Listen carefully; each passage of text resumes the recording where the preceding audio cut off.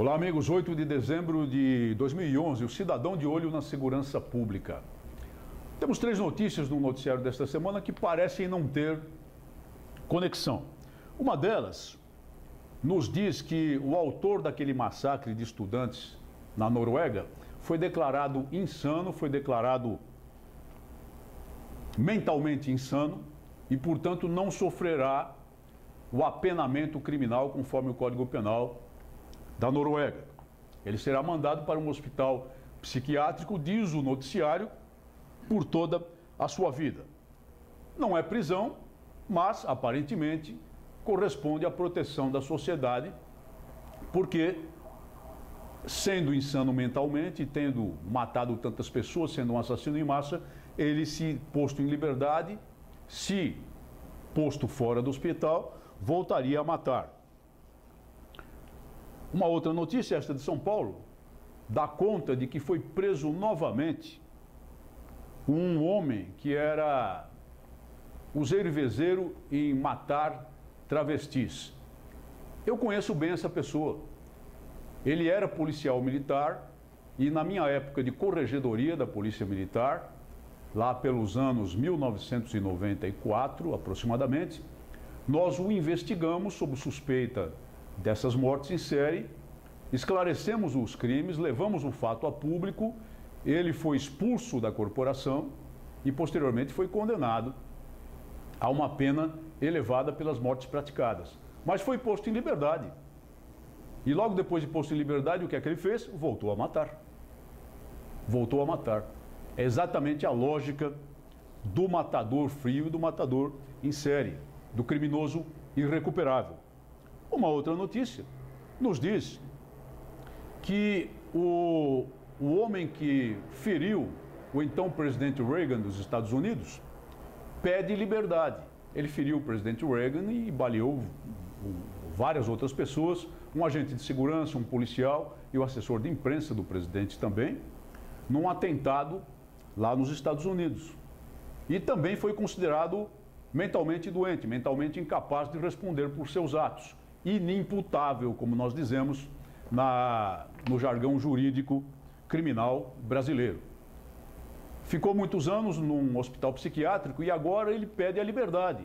Ele afirma, e os seus advogados afirmam, que ele atingiu a cura, que ele se recuperou pelo tratamento psiquiátrico e é uma pessoa que hoje não apresenta mais perigo à sociedade e, portanto, deve ser posta em liberdade. Há previsão na lei americana para isso. Sim, ele pode ser posto em liberdade se uma comissão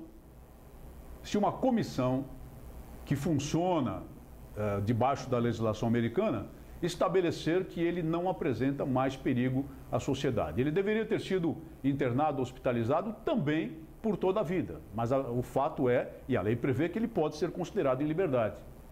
Pode ser posto em liberdade se for considerado não mais perigoso. O que aqui essas notícias têm em comum?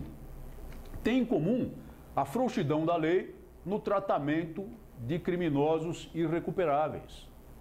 Não importa se a lei norueguesa, a lei americana, no caso lei federal americana até, ou a lei brasileira. A lei é cheia de furos, de insuficiências e de falhas que laboram em favor do criminoso frequentemente. No caso da legislação da Noruega, há disposição similar também àquela dos Estados Unidos. Embora seja esse homem mandado para um hospital psiquiátrico com sentença de internação por toda a vida, o fato é que, se ele for declarado curado posteriormente pelos médicos, e lá eu não sei se uma comissão também judicial vai avaliar o caso, mas se ele for declarado curado por médicos, ele poderá ser posto em liberdade. Se daqui a alguns anos esse Breivik da Noruega for declarado são e posto em liberdade, eu lhes afianço, voltará a matar. Se aquele que tentou matar Reagan for colocado em liberdade, eu lhes afianço, voltará a matar. Porque esses sujeitos aprendem a afivelar máscaras comportamentais ao longo de todos esses anos, aptas a enganar tudo quanto é psiquiatra do mundo, tudo quanto é comissão judicial do mundo. E no caso desse Letang, que foi policial militar aqui em São Paulo, desgraçadamente, ele cumpriu a pena e há algum tempo já saiu da lei brasileira, foi eliminada pelos legisladores da lei brasileira, aquela disposição a respeito do estudo criminológico, do laudo criminológico daqueles que atingiam o final de sua pena, a fim de indicar se eles mantinham periculosidade social ainda ou não, e, portanto, poderiam ser postos em liberdade ou deveriam ser submetidos ainda a uma medida de segurança, que é a expressão utilizada na lei brasileira. Não existe mais esse dispositivo. E como não existe mais o dispositivo, tendo ele cumprido a sua pena e beneficiado ainda pela redução da pena, porque teve excelente comportamento carcerário, foi às ruas e a primeira coisa que fez foi matar novamente. Matar novamente e matar no mesmo estilo que utilizava anteriormente para a sua matança em série. Enquanto a lei não oferecer proteção às pessoas de bem, isso continuará a acontecer. Vejam por outra ótica o que ocorre no Brasil também. As permissões para a liberdade temporária de pessoas que cumprem pena por crimes graves e são liberadas para passar o dia dos pais, o dia da criança, o dia das mães, com suas famílias, com seus filhos, e não saem para passar o dia, nem o período com as mães, com os filhos, com a família no Natal. Não. Saem para ajustar contas, saem para matar, saem para roubar, para violentar. E muitos acabam até mortos nesse processo maligno, mortos pelos próprios comparsas, mortos por aqueles que eles pretendiam matar ou mortos pela força policial. Mas a lei brasileira, a lei de execuções penais, continua com esse joguinho de mentirinha, continua com esse joguinho de faz e conta. Os legisladores não mudam. No meu período de Câmara dos Deputados, na Comissão de Segurança Pública e Combate ao Crime Organizado, com a participação de outros deputados, majoritariamente na comissão, tentamos impor algumas modificações importantes no sentido de maior segurança à sociedade na lei de execução penal. Essa matéria nunca foi à votação.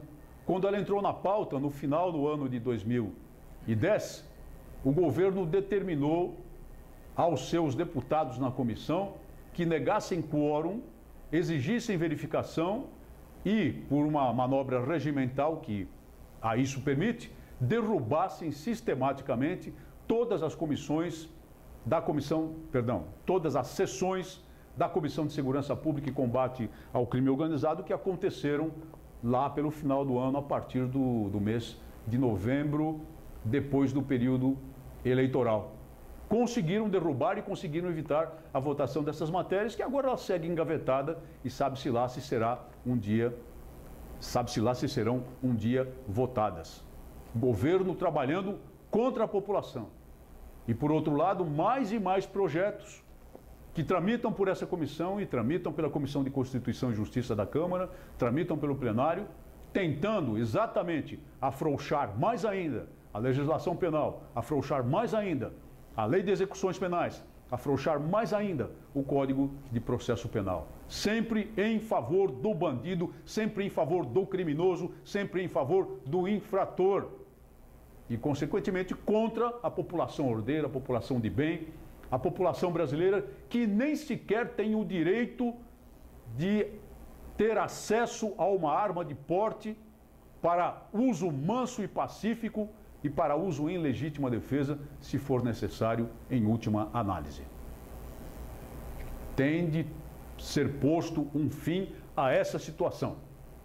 E nós só conseguiremos fazer isso, os brasileiros só conseguirão fazer isso modificando profundamente a composição das casas legislativas, mandando para casa, para descansar o juízo, na próxima eleição, todos aqueles que trabalham contra a população, que trabalham pelo desarmamento das pessoas de bem e que trabalham em favor dos criminosos. Muito obrigado por sua atenção. Até o nosso próximo programa.